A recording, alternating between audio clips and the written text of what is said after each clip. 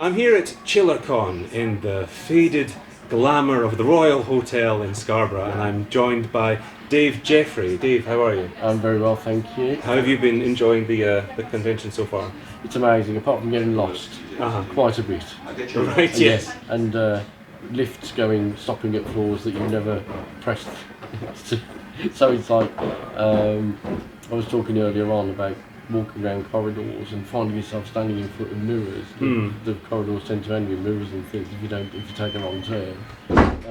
But yeah, everyone, as is always the case at these kind of events, very warm, very friendly. It's a great community to be part of. And there's something about being in a hotel like this that sort of is good fodder for horror stories, I suppose. Indeed, it is. You've got a new book coming out, TRIBUNAL. Yes. What can you tell us about that?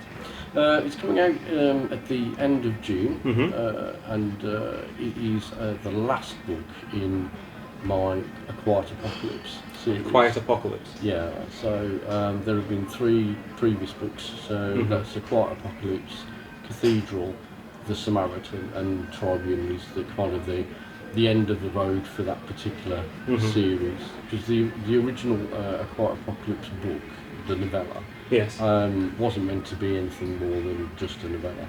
So as I was writing that and releasing it, and it got a very good reception from critics and readers, there was, I guess, a kind of expectation that we got one snapshot of this world, and people were saying, well, what's going on outside of that? right.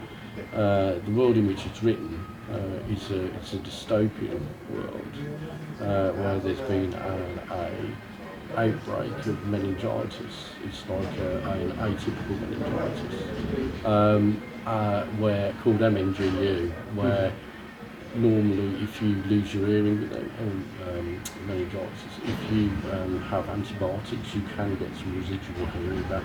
Whereas because it's a mutant strain, everyone loses their hearing. So you either die, you either survive death, or you get a very small group of people who can still hear. You've got this dynamic where you've got hearing people that become commodities for those that have lost their hearing, and the people who were traditionally the deaf community are now hunted down and reviled as harbingers, bringing around the original illness, which is totally unfounded, but they've become ultimately the scapegoats for the world's downfall. Wow. So it's a very dark piece. It's got progressively darker as the books have come out. And at one point in when I was just finishing off Cathedral, I went straight into writing The Samaritan. The idea for The Samaritan came about, and I wrote those 2 pieces back to back. I guess the writing process was quite intense, and the only way I could kind of get through that was knowing that I was going to write a book like Tribunal, which meant that these things would be tidied up, and some of the more abhorrent elements within those books could be challenged at some point. There had to be recourse for what had gone on within the series. So that was it's kind of a little bit like what I tend to describe it as me cleaning my own conscience of the first 3 books, because they're very, very dark. Consistently dark, and there's some horrendous stuff that goes on in there, but it's all within keeping of the overall world. It's not there to shock. So Tribunal is, if you can imagine, you're picking up a book. It's a book of events written about the events of many years ago, and you're reading it in 50 years in the future. So it's like a kind of textbook, a testimonial. So it's split into 2 parts. It's split into the statements of some of the characters from those early books, so they're telling their story and giving their rationale as to why they did the things that they did. And then the second part of the book is the tribunal itself, where they're being questioned on the content of their statements. So I wanted to kind of do something completely different compared to the rest of the stories. And each of the I guess each of the novellas, the previous novellas, have all been done from a first-person narrative. You only get the perspective of that individual. So this was about an opening up of that. Yeah. So that there could be, I guess, that sense of recourse for each individual as opposed to just like a singular perspective. So yeah, so that's what fundamentally what Tribunal is about. It's, if anything, it's a conclusion to this piece.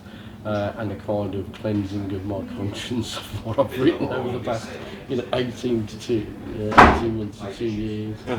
You said it's quite sort of disturbing, uncomfortable, almost traumatic to write Yes. the kind of subject matter that you're working on. Something like, say, well, why would you want to write about that? It's a very good question. I mean, my personal thought on that is that it was an interesting story to tell, and I think fundamentally it's the story that kind of pushed me along, and I don't know whether it was reflective of it. The first book was written before the pandemic even hit, so it became even more poignant to people, I think. So it did give me the push, and it was like a kind of exploration. It was like an exploration of not only of the world that I created, but also of the human condition. When you put individuals within certain situations, how are they going to react? And I'm a firm believer that even when people read the contents of that book, those books, that humanity, there's hope for humanity, because you tend to see the best in people in the worst of times. As is evident in what's going on now in terms of elsewhere in the world. The public call to arms, so to speak, for what's going on in the Ukraine, for example.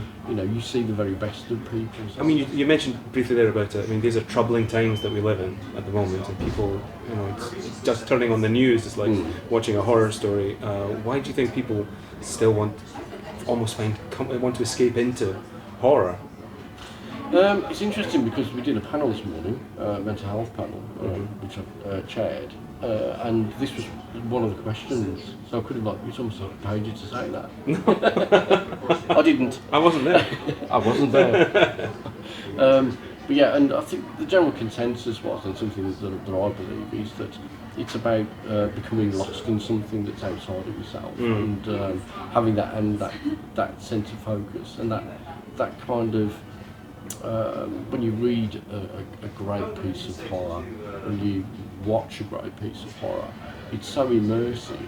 It has potential to shut you out of some of the more problematic things going on around you. I'm not saying that is the right way of dealing with things, but in a current situation, sometimes it is good to get that kind of stillness, especially in terms of people describe horror, a good piece of horror being like being on a roller coaster. You get a thrill out of it, you get a joy out of it. In some instances, there are individuals that are so numb from their own experiences, feelings, anything, it can only be a good thing.